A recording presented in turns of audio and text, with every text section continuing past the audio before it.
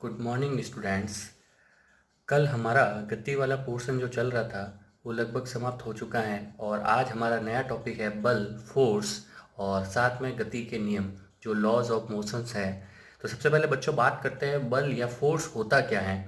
Simple सी अगर बात बताऊं मैं कि ऐसा कोई भी फैक्टर, ऐसा कोई भी कारक जो किसी वस्तु की विराम अवस्था यानी कि अगर कोई वस्तु स्थिर खड़ी है उसकी विराम अवस्था में परिवर्तन ला दे, या फिर कोई वस्तु चल रही है तो उसकी अवस्था में परिवर्तन ला दे, यानी कि वह भौतिक राशि जो वस्तु की गत्या अवस्था अथवा विराम अवस्था में परिवर्तन लाता है। यानी कि कोई वस्तु चल रही है या कोई वस्तु स्थिर है तो उसकी अवस्था को बदल देता है। अगर चल रही है तो उसको रोक दे और विराम है तो उसको चला दे, तो लाने का यह प्रयास करता है तो वो क्या कहलाता है? बल कहलाता है। और बल कैसी राशि होती है बच्चों? सदिश राशि होती है, अर्थात इसमें परिमाण के साथ साथ दिशा होना जरूरी है। नोट, एक और आपको ध्यान रखना पॉइंट बच्चों कि यहाँ पे ये आवश्यक नहीं है कि बल लगाने पे हमेशा ही वस्तु की अवस्था बदले। जैसे सिंपल सा उदाहरण, एक आप दीवार को धक्का लगा रहे हो, आपकी तरफ से बल लग रहा है लेकिन उसकी अवस्था में कोई परिवर्तन नहीं आ रहा है, यानी कि दीवार के ऊपर कोई परिवर्तन नहीं आ रहा, दीवार की अवस्था नहीं बदल रही है। इस तरीके से बच्चों आपको किसी वस्तु पर लग रहे बल की पूर्ण जानकारी अगर प्राप्त करनी हो तो उसके लिए आपको उन 3 बिंदुओं का ध्यान रखना पड़ेगा। पहला बिंदु है कि बल का क्रियान्वयन बिंदु कौन सा, यानी कि बल किस बिंदु पर कार्यरत है। दूसरा आपको ध्यान रखना पड़ेगा कि बल का परिमाण क्या है। और तीसरा आपको ध्यान रखना पड़ेगा कि बल के कार्य करने की दिशा क्या है। अगर ये तीनों बिंदु आपको पता हो तो आप बल, वस्तु पर लग रहे बल की संपूर्ण जानकारी वहाँ पे आप बता सकते हैं। आप बल पर लगने वाली संपूर्ण, वस्तु पर लगने वाले संपूर्ण बल के बारे में बता सकते हैं। नेक्स्ट बिंदु बच्चों आपको दिमाग में रखना है कि भाई संतुलित बल और असंतुलित बल, 2 तरह के बल लगते हैं किसी भी पिंड के ऊपर। तो वो कैसे होते हैं? जैसे एक पिंड है आपके पास, इस पिंड के ऊपर यहाँ पे लेफ्ट हैंड साइड में F1 बल लग रहा है और राइट हैंड साइड में F2 बल लग रहा है। मान लो कि इन दोनों बलों का परिमाण समान हो, यानी कि ये दो जो बल जो है, इधर भी 10 न्यूटन लगे, इधर भी 10 न्यूटन, अगर इन दोनों बलों का परिमाण समान होगा तो आप बात बताओ कि ये पिंड किधर जाएगा? ये पिंड किसी भी दिशा में नहीं जा पाएगा, यानी कि पिंड अपनी जगह क्या रहेगा? स्थिर रहेगा, पिंड की कोई गति नहीं होगी। तो इस तरीके के जो बल जो दोनों दिशाओं में समान परिमाण के लगते हैं वो क्या कहलाते हैं? संतुलित बल कहलाते हैं। उनकी क्रिया रेखा भी क्या होनी चाहिए बच्चों? एक ही क्रिया रेखा पे लगनी चाहिए। ऐसा नहीं कि F1 इधर लगे 10 न्यूटन का और F2 ऊपर लग जाए 10 न्यूटन का, तो फिर वो संतुलित बल नहीं कहलाएंगे। नेक्स्ट असंतुलित बल, इधर लग रहा है F1, इधर लग रहा है F2। मान लो सपोज करो कि ये F1 जो है इधर जो लग रहा है वो परिमाण में F2 से ज्यादा हो, तो पिंड किधर चलेगा बच्चों? इस दिशा में चलेगा। हो सकता है कि F2 ऊपर भी लग जाए, तब भी क्या होगा? असंतुलित बल ही होगा, यानी कि क्रिया रेखा अगर एक नहीं है तो बल क्या हो जाएंगे? असंतुलित हो जाएंगे। अब बच्चों बात करते हैं अपने गति के नियमों के अंदर। गति के नियमों के अंदर जो अपना फर्स्ट नियम है, न्यूटन की गति का प्रथम नियम, जो कि आपका जड़त्व का नियम भी कहलाता है। ये नियम क्या कहता है बच्चों? यदि कोई वस्तु स्थिर अवस्था में है, यदि कोई वस्तु स्थिर अवस्था में है तो वो स्थिर अवस्था में ही बनी रहती है, या कोई वस्तु निश्चित वेग से किसी दिशा में गतिशील है या गति कर रही है तो वो उस वेग से उसी दिशा में गति करती रहेगी जब तक कि उसके ऊपर कोई बाह्य बल कार्य ना करे। बच्चों ये अंतिम जो शर्त है ये अत्यंत महत्वपूर्ण है, इसके बिना ये नियम अधूरा है। जब तक कि किसी वस्तु पर कोई बाह्य बल कार्य ना करे तब तक, अगर कोई स्थिर अवस्था में तो स्थिर ही रहे और गतिशील अवस्था में तो गतिशील ही रहे। ये न्यूटन की गति का प्रथम नियम कहलाता है, जो कि आपका जड़त्व का नियम भी कहलाता है। आगे इसको और अच्छे से समझते हैं बच्चों। तो बच्चों जड़त्व, पहले बात समझते हैं जड़त्व क्या होता है। किसी भी वस्तु की विराम अथवा गति की अवस्था में परिवर्तन का वस्तु द्वारा विरोध करना, यानी कि कोई वस्तु स्थिर पड़ी है या कोई वस्तु गतिशील अवस्था में है तो उसके द्वारा उसकी स्थिति में जो परिवर्तन होगा उसमें विरोध किया जाएगा, और इसी विरोध का जो गुण होता है, इसी प्रतिरोध या विरोध का जो गुण होता है उसको हम क्या बोलते हैं? जड़त्व। और इसी कारण न्यूटन की गति का प्रथम नियम क्या कहलाता है बच्चों? जड़त्व का नियम कहलाता है। कुछ उदाहरणों के द्वारा इसको समझने की कोशिश करेंगे। तो उससे पहले हमने एक केस फर्स्ट लिया है। केस फर्स्ट क्या कहता है बच्चों? स्थिर अवस्था में जड़त्व का नियम, यानी कि जब कोई वस्तु स्थिर हो तब जड़त्व का नियम किस प्रकार कार्यरत होता है उसके बारे में पढ़ते हैं। स्थिर अवस्था में जड़त्व के नियम की बात करें बच्चों तो कोई वस्तु स्थिर अवस्था में है तो वो स्थिर ही बनी रहती है जब तक कि कोई उसके ऊपर बाह्य बल कार्य ना करे। ये हम अपन पहले ही पढ़ चुके हैं। अब उदाहरण देखते हैं बच्चों। जैसे एक गाड़ी जो है स्थिर अवस्था में खड़ी है और आप गाड़ी के अंदर बैठे हो। अचानक से ड्राइवर क्या करता है, गाड़ी को तेज स्पीड से चलाना शुरू करता है, तो आप जो है अपनी बॉडी के साथ पीछे की ओर गिरते हुए महसूस होते हो, यानी कि आपकी बॉडी गाड़ी के अंदर पीछे की ओर धक्का महसूस करती है, और ये होता है स्थिर अवस्था में जड़त्व का नियम। सेम देखो बच्चों, जैसे आपके पास कंबल या दरी होती है, अपन उसको लटका कर डंडे से जोर से प्रहार करते हैं उसके ऊपर, तो उसके अंदर से हम देखते हैं कि डस्ट या धूल के कण पृथक हो जाते हैं। तो ये भी किस कारण होता है बच्चों, स्थिर अवस्था में जड़त्व के नियम के कारण होता है। एक और उदाहरण देखो बच्चों, स्थिर घोड़े पर, यानी कि कोई घोड़ा फिक्स अभी खड़ा है और उसके ऊपर बैठा घुड़सवार, और घोड़ा अचानक दौड़ना शुरू करे तो घुड़सवार जो है पीछे की ओर गिरने लगता है, यानी कि जो घोड़े का जो सवार है पीछे की ओर गिरने लगता है। ये भी कौन सा नियम है, स्थिर अवस्था में जड़त्व का नियम। फल लगे पेड़ की डाल को हिलाने पर, जैसे अपन देखते हैं आम का पेड़ हो या बेर का पेड़ हो, हम उसकी डाल को हिलाते हैं तो वहां से फल या जो बेर होते हैं वो गिरने शुरू हो जाते हैं, तो वो भी किस कारण गिरते हैं बच्चों, स्थिर अवस्था में जड़त्व के नियम के कारण। तो ये आपने देखा बच्चों केस फर्स्ट, स्थिर अवस्था में जड़त्व के नियम, और उसके 4 एग्जाम्पल। एग्जाम में कई बार 1 नंबर का सवाल डायरेक्ट पूछ लिया जाता है, ये उदाहरण देके आपको पूछा जाता है कि कौन सा नियम यहाँ पे कार्यरत है, तो आपको इनका ध्यान रखना है। नेक्स्ट हमारा है बच्चों केस 2, गतिशील अवस्था में जड़त्व का नियम। गतिशील अवस्था में कोई वस्तु होती है तो जड़त्व का नियम कैसे कार्यरत करता है, उसके उदाहरण के साथ हम इसको देखते हैं। यदि कोई वस्तु गति कर रही है तो वह समान वेग से सीधी रेखा में गति करती रहेगी जब तक कि उस पर कोई बाह्य बल कार्य ना करे। ये हम पहले ही पढ़ चुके हैं। अब उदाहरण से समझते बच्चों, जैसे लंबी कूद। अब आप देखते हो कि लंबी कूद में कोई भी कूदने वाला जो आपका खिलाड़ी होता है वो बहुत लंबी दूरी से दौड़ते हुए आता है, और लंबी दूरी से दौड़ते हुए आके फिर कूदता है, तो उससे क्या होता है कि बच्चों जो उसके पास वेग होता है उस वेग की वजह से उसको लंबी कूद में और आगे तक कूदने में क्या मिलती है, सहायता मिलती है। सेम चीज बच्चों जो आप देखते हो क्रिकेट के अंदर जो बॉलर होते हैं, बॉल करने से पहले वो तेज रफ्तार से पीछे से दौड़ते हुए, रनअप से दौड़ते हुए आते हैं, ताकि उनकी बॉल की स्पीड या बॉल की गति जो है उनकी स्पीड के साथ और ऐड होकर तेज गति से जाए। एक और बच्चों देखो, तेज रफ्तार से चल रही बस को अचानक ब्रेक मार के, एक कोई गाड़ी जो है वो तेजी से चल रही है और हम उसके अंदर बैठे हैं, तो अगर ड्राइवर जो है अचानक उसके ऊपर ब्रेक लगाता है तो हम देखते हैं कि पूरी की पूरी जो बस के अंदर यात्री बैठे हैं, जो सवारियां बैठी है, वो सब आगे की ओर गिरती है या झुकती है। ये गतिशील अवस्था में जड़त्व के नियम के कारण होता है। नेक्स्ट, चलती हुई गाड़ी से कूदने पर। कई बार होता है कि गाड़ी की स्पीड धीरे धीरे चल रही है और हम उसमें पहले से ही कूदना चाहते हैं, तो अगर हम वहीं पे सीधे सीधे खड़े हो गए तो हम मुंह के बल आगे की ओर गिर जाएंगे। क्यों होता है, गतिशील अवस्था में जड़त्व के नियम के कारण। इसीलिए जब गाड़ी से अपन चलती हुई गाड़ी से कूदते हैं या उतरते हैं तो थोड़ी देर दौड़ते हैं, गाड़ी की स्पीड के साथ साथ हम दौड़ने की कोशिश करते हैं और फिर धीरे धीरे अपनी स्पीड कम करके रुकते हैं, ताकि उसमें गिरने का खतरा नहीं रहता है। अब बच्चों एक नोट है, नोट आपको ध्यान रखना है कि जो वस्तु का द्रव्यमान होता है, वस्तु का द्रव्यमान किसका माप होता है, जड़त्व का माप होता है। यानी कि किसी वस्तु के लिए जड़त्व का मापन करना है तो आप उसके वस्तु के द्रव्यमान के अकॉर्डिंग माप कर सकते हैं। कैसे, क्योंकि वस्तु का द्रव्यमान बढ़ेगा, इंक्रीज होगा, तो जड़त्व का मान भी क्या होगा बच्चों, जड़त्व का मान भी क्या होगा, इंक्रीज होगा। जड़त्व का मान भी क्या होगा बच्चों, इंक्रीज होगा।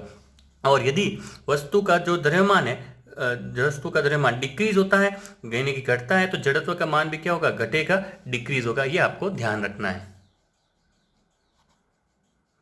तो बच्चों अब हम गति के नियम के दूसरे नियम के बारे में बात करते हैं, जो कि गति का दूसरा नियम संवेग का नियम कहलाता है। ये क्या होता है, पहले बच्चों संवेग के बारे में पढ़ते हैं। संवेग P इक्वल्स टू होता है किसी भी वस्तु का द्रव्यमान इंटू उसका वेग। अगर v वेग से कोई वस्तु गतिशील है तो उसके द्रव्यमान से उसका गुणनफल कर दिया जाए तो आपको क्या प्राप्त होगा, संवेग प्राप्त होगा। संवेग कैसी राशि होती है बच्चों, सदिश राशि होती है। सदिश राशि होती है m इंटू वी सदिश, यानी कि वेग सदिश। अगर इसके परिमाण को लिया जाए सिंपल सा तो P equals to m into v. संवेग एक सदिश राशि है और इसका ऐसा ही मात्रक। देखो बच्चों m का मात्रक होता है किलोग्राम, v का होता है आपके पास मीटर प्रति सेकंड, तो संवेग का क्या हो जाएगा, किलोग्राम मीटर प्रति सेकंड।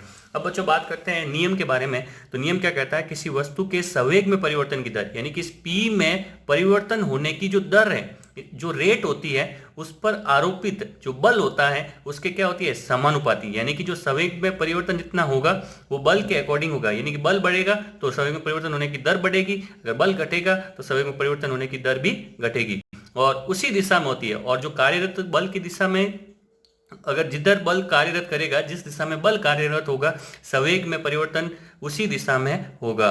जैसे द्रव्यमान अगर आपके पास m है, वेग आपके पास अगर u है, इनिशियल वेग, प्रारंभिक वेग u है, और बल वेग की दिशा में कार्यरत कर रहा है f, तो आपके पास समय t के बाद वेग बदल कर कितना हो जाएगा बच्चों, फाइनल वेग, अंतिम वेग हो जाएगा आपके पास v। तो अब अपन बात करते हैं इसमें प्रारंभिक संवेग जो होगा, मेरे पास प्रारंभिक संवेग होगा p1, जो कि वैल्यू होगा m इंटू यू और m इंटू यू। और अगर t समय बाद में बात करूं संवेग की p2 की, तो हो जाएगा m इंटू v। इन दोनों समीकरणों से मुझे पहले निकालना है t समय में जो संवेग में परिवर्तन हुआ, कितना परिवर्तन हुआ, तो delta p equals to P2 minus P1 करूंगा तो इन दोनों समीकरणों में बच्चों कॉमन क्या आ जाएगा, m कॉमन आएगा, तो मेरे पास आ जाएगा v माइनस यू। अब बच्चों बात करते हैं संवेग में परिवर्तन की दर। तो वो संवेग में परिवर्तन की दर किसके सापेक्ष होती है बच्चों, समय के सापेक्ष, तो इसलिए मैंने टी का यहाँ पे भाग दे दिया। अब देखो बच्चों दूसरे नियम से, दूसरा नियम क्या कहता है कि एफ समानुपाती होता है संवेग में परिवर्तन की दर के। तो ये मेरे पास क्या था बच्चों, संवेग में परिवर्तन की दर, तो किसके समानुपाती हो गया, एफ के समानुपाती हो गया। अब बात करते हैं, जब भी कोई भी समानुपाती का निशान हटाते हैं तो एक समानुपाती स्थिरांक लगाते हैं। तो यहाँ पे मैंने ये हटाया और बराबर का निशान लगाया, तो एक इस समानुपाती स्थिरांक k का मैंने यहाँ पे यूज किया है, समानुपाती स्थिरांक k का मैंने यूज किया है। अब बच्चों बात करते हैं आगे, तो जब मेरे पास यहाँ तक आ गया तो मुझे पता है कि v minus u upon T, यानी कि ये किस में परिवर्तन की दर है बच्चों, ये वेग में परिवर्तन की दर है। और वेग में परिवर्तन की दर बच्चों किसके बराबर है, हमने कल पढ़ा था गति के नियम के अकॉर्डिंग वेग में परिवर्तन की दर होता है आपका त्वरण एक्सेलेरेशन a, यानी कि जो v minus u upon T है उसको मैं किससे रिप्रेजेंट कर सकता हूं, a से रिप्रेजेंट, तो f बराबर क्या हो जाएगा, k m इंटू a। अब ये जो नियतांक होता है बच्चों, मैं जो है बल का मात्रक या बल की यूनिट इस तरीके से लेता हूं कि k का मान हमेशा क्या रहेगा, 1 रहेगा। इट मीन्स f बराबर क्या हो जाएगा, f बराबर m इंटू a। और मात्रक की बात करें तो m होता है द्रव्यमान किलोग्राम में, a होता है आपका मीटर प्रति सेकंड स्क्वायर में, तो ये इसकी यूनिट यानी कि ये इसका मात्रक हो जाएगा।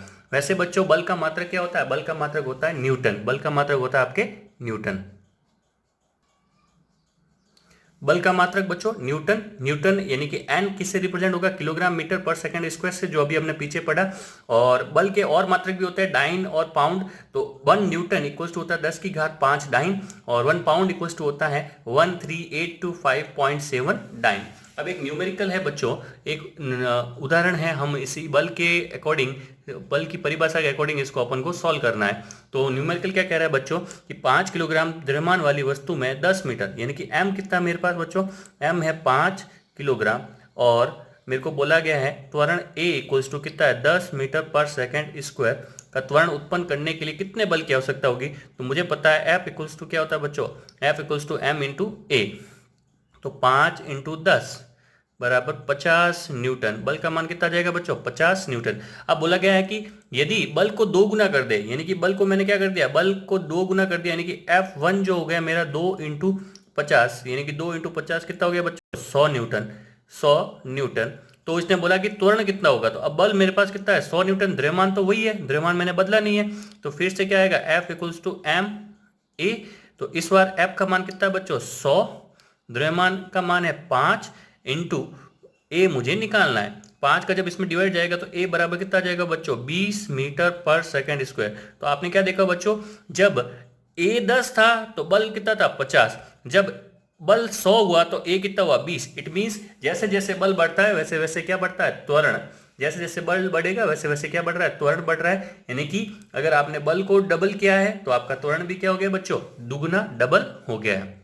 अब बच्चों नेक्स्ट बात करते हैं न्यूटन की गति के तृतीय नियम, जो आपका क्रिया प्रतिक्रिया का नियम होता है, उसके बारे में पढ़ते हैं। जो न्यूटन की गति का प्रथम नियम है वो ये कहता है, न्यूटन की गति का तृतीय नियम है वो ये कहता है, यदि वस्तु A द्वारा वस्तु B पर लगाया गया बल परिमाण में, यानी कि वैल्यू में B द्वारा लगाए गए बल के बराबर तथा दिशा में उसके विपरीत होता है। यदि आपने किसी डायरेक्शन A से B में बल लगाया तो B से A की डायरेक्शन में वापस जो बल लगेगा वो परिमाण में समान होगा, लेकिन दिशाओं में क्या होंगे, विपरीत। यदि मैं A से B की दिशा को क्रिया मानूं, एक्शन मानूं, तो B से A की दिशा को क्या कहेगी, रिएक्शन, यानी कि प्रतिक्रिया। यानी कि प्रत्येक क्रिया के लिए समान परंतु विपरीत दिशा में क्या लगता है बच्चों, प्रतिक्रिया होती है, बल लगता है, उसे अपन प्रतिक्रिया बोलते हैं। अब बच्चों नोट के अंदर देखो, क्रिया एवं प्रतिक्रिया सदैव क्या होती है, दो भिन्न भिन्न वस्तुओं पर कार्यरत करती है, अतः संतुलन संभव नहीं है। मीन्स बच्चों अगर मैंने बोला कि प्रत्येक क्रिया की विपरीत प्रतिक्रिया होती है तो सारी वस्तुएं क्या रहनी चाहिए, संतुलन अवस्था में रहनी चाहिए, कोई भी वस्तु गति नहीं करनी चाहिए। लेकिन ऐसा नहीं होता बच्चों, क्योंकि क्रिया और प्रतिक्रिया सदैव दो भिन्न भिन्न वस्तुओं पर लगती है, इसलिए यहाँ पे संतुलन पॉसिबल नहीं होता।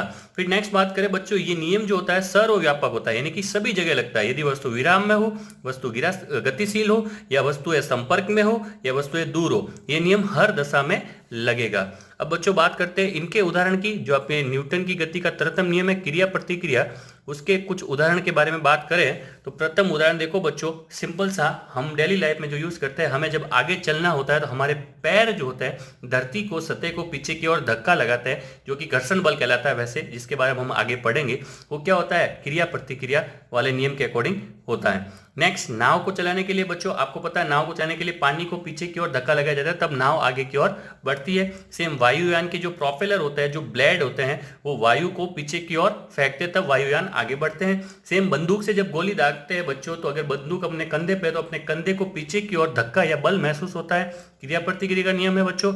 और जो रॉकेट प्रक्षेपण होते हैं, तो आपको पता है जब रॉकेट प्रक्षेपण होते हैं तो नीचे की ओर फुल स्पीड से एक धुआं या फिर एक गैस जो है वो फेंकी जाती है और फिर रॉकेट ऊपर की ओर जाती है। तो ये भी किस वजह से होता है बच्चों, क्रिया प्रतिक्रिया के नियम की वजह से होता है।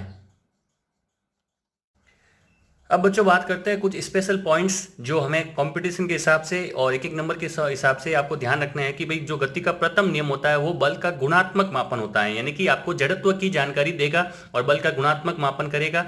सेकंड जो नियम होता है वो बल का मात्रात्मक मापन होता है, यानी कि आपको बल की परिभाषा जो मिलती है वो द्वितीय नियम से मिलती है, यानी कि संवेग के बारे में जानकारी। और तीसरा जो तृतीय नियम होता है वो वस्तुओं पर लगने वाले सभी बलों की जानकारी देता है, यानी कि बल कौन कौन से बल वस्तुओं पर लग रहे हैं उसके बारे में जानकारी आपको तृतीय नियम से होती है। अब बच्चों आपके बल और बल से रिलेटेड गति के तीनों नियम हमने पढ़ लिए हैं। कुछ न्यूमेरिकल सवाल हैं, सॉल्व करते हैं और अपने जो कंसेप्ट है उनको और अच्छे से क्लियर करते हैं।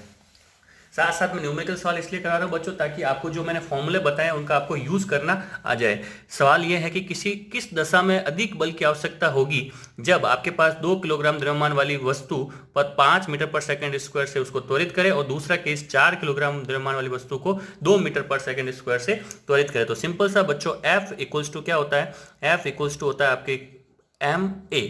तो मेरे पास बल मान निकालना है तो पहले F1 की बात करूंगा, तो F1 equals to M1 into A1, और M1 कितना है बच्चों 2 इंटू A1 कितना है 5, तो यहाँ पे मान कितना आएगा बच्चों 10 न्यूटन। दूसरे केस में F2 की बात करूंगा बच्चों तो वो आएगा M2 इंटू A2, और वो आएगा मेरे पास 4 इंटू 2 इक्वल्स टू 8 न्यूटन। तो कौन से केस में बच्चों, फर्स्ट केस में आपके पास अधिक बल की आवश्यकता होगी। नेक्स्ट सवाल देखते हैं बच्चों। नेक्स्ट सवाल है मेरे पास, एक कार जो है 108 किलोमीटर प्रति घंटे से गतिशील है और ब्रेक लगने पर 4 सेकंड में क्या हो जाती है, ये कार स्थिर हो जाती है, रुक जाती है। तो बोला गया है कि ब्रेक लगने के बाद बल की गणना करनी है यदि कार वो यात्रियों का जो द्रव्यमान है वो कितना है 1000 किलोग्राम है। तो देखो पहले बच्चों इसको अपन जो है यहाँ पे ये सेकंड में है मान, तो इसको अपन को क्या करना पड़ेगा, मीटर प्रति सेकंड में कैलकुलेट करना पड़ेगा। तो वेग की बात करूं बच्चों, देखो ये वेग जो है प्रारंभिक है, क्योंकि ब्रेक लगने के बाद कार रुक गई है, इसका मतलब अंतिम वेग v क्या हो जाएगा, अंतिम वेग v का मान मेरे पास हो गया 0। प्रारंभिक वेग u दे रखा है मेरे को 108 किलोमीटर प्रति घंटा, उसको मैं मीटर प्रति सेकंड में कन्वर्ट करने के लिए, किलोमीटर को मीटर में बदलने के लिए 1000 से गुणा, और घंटे को सेकंड में बदलने के लिए पहले मिनट में बदला तो 60 से, फिर और मिनट को सेकंड बदलने के लिए 60 से। तो यहाँ पे ये दो जीरो कट गए बच्चों। 6 का भाग लगा दूंगा मैं 108 में, तो 6 का भाग 108 पहले जाएगा एक बार, आ गया 6, उसके बाद पीछे कितने बचे 4, 48 में 6 का भाग जाएगा बच्चों 18 बार, और यहाँ से आपके पास कितना आ जाएगा 180। यहाँ से सॉरी बच्चों, यहाँ पे एक और 6 बढ़ा है आपके पास, तो 6 से और कटेंगे 18, कितनी बार 3 बार, तो यहाँ से आपके पास कितना आ जाएगा 30 मीटर पर सेकंड। ये आपके पास आ गया वेग u, जो प्रारंभिक वेग है। वापस देख लो बच्चों, 108 को पहले किलोमीटर को अपन ने किस में कन्वर्ट किया, मीटर में, तो मीटर में कन्वर्ट करने के लिए 1000 से गुणा, फिर टाइम जो है घंटे में, घंटे को पहले मिनट में कन्वर्ट किया 60 से गुणा, और फिर मिनट को सेकंड में कन्वर्ट करने के लिए 60 से और गुणा किया, फिर ये 2 जीरो से 2 जीरो मैंने ऊपर वाले काट दिए। 6 का भाग 108 में, 6 को भाग 108 में कितनी बार गया बच्चों 18 बार, फिर 6 से 18 को काटा 3 बार, 3 इंटू 10 30 मीटर पर सेकंड। अब देखो बच्चों त्वरण A क्या होता है, त्वरण A होता है v minus u upon T, ये हमने कल पढ़ा था। तो v कितना है बच्चों मेरा 0, माइनस यू कितना है 30 बटा t, टाइम कितना है 4, यानी कि ये कितना आ गया मेरे पास -30/4, यानी कि -15/2, -15/2, ये मेरे पास वैल्यू आ गई -15/2। अब बच्चों ये माइनस का निशान क्या शो कर रहा है, यानी कि यहाँ पे मंदन हो रहा है, त्वरण नहीं हो रहा है, और वाकई में मंदन ही हो रहा है तभी गाड़ी रुक रही है। अब बच्चों बल की गणना करें तो बल F इक्वल्स टू क्या होता है, बल F इक्वल्स टू होता है m इंटू ए। तो m इंटू ए, m का मान कितना है 1000 इंटू ए, त्वरण कितना है 15/2। अब यहाँ पे माइनस का निशान नहीं ले रहा हूं मैं, क्योंकि मुझे पता है यहाँ पे मंदन ही हो रहा है। 2 का भाग जाएगा पहले 1000 में, यानी कि यहाँ पे ये कट जाएगा 500 इंटू 15, तो यानी कि आ जाएगा 15 पंजे 75, यानी कि 7500 ये न्यूटन। यहाँ माइनस का निशान नहीं लगाया, फिर भी आप समझ आना बच्चों कि माइनस मैंने यहाँ पे लिया था, इसका मतलब क्या है, मंदन है, और मंदन की वजह से यहाँ पे बल गाड़ी रुकी है, और इसका मान कितना होगा 7500 न्यूटन। उम्मीद करता हूँ अच्छे से समझ में आया होगा बच्चों। नेक्स्ट क्वेश्चन देखते हैं बच्चों अपना। नेक्स्ट क्वेश्चन है कि 5 न्यूटन का बल m1 को 10 मीटर पर सेकंड स्क्वायर का त्वरण देता है, और m2 को 20 मीटर पर सेकंड स्क्वायर का त्वरण देता है। अगर m1 और m2, इसने बोला m1 और m2 दोनों को क्या कर दिया जाए, मिला दिया जाए, दोनों ही द्रव्यमानों को क्या कर दिया जाए, मिक्स कर दिया जाए, तो आपके पास बल क्या होगा, सॉरी बल के द्वारा त्वरण क्या होगा। तो यानी कि F बराबर क्या है बच्चों, F बराबर 5 न्यूटन, m1 मेरे पास है 10 मीटर पर सेकेंड स्क्वायर। तो अब बच्चों मुझे पहले जो, सॉरी ये a1 है, a1 जो है 10 मीटर पर सेकेंड स्क्वायर, तो मुझे पहले m1 निकालना पड़ेगा। तो m1 निकालने के लिए फॉर्मूला बचा लगाएंगे वही F बराबर m a। तो 5 आगे सामने, m1 मुझे नहीं पता, इंटू a का मान कितना है 10, तो यहाँ से बच्चों m1 कितना आ जाएगा, m1 आ जाएगा 5/10, यानी कि 1/2 किलोग्राम। इस तरीके से बच्चों मैं निकालूंगा क्या m2, तो m2 निकालूंगा तो क्या आ जाएगा 5 बराबर m2 इंटू, दूसरे केस में मेरे पास त्वरण कितना है बच्चों 20, तो यानी कि यहाँ से m2 कितना आ जाएगा, m2 आ जाएगा 5/20, यानी कि 1/4 किलोग्राम। अब क्या किया गया बच्चों, इन दोनों ही द्रव्यमानों को मिलाना है, दोनों ही द्रव्यमानों को मिलाना है, यानी कि m1 प्लस m2 करेंगे।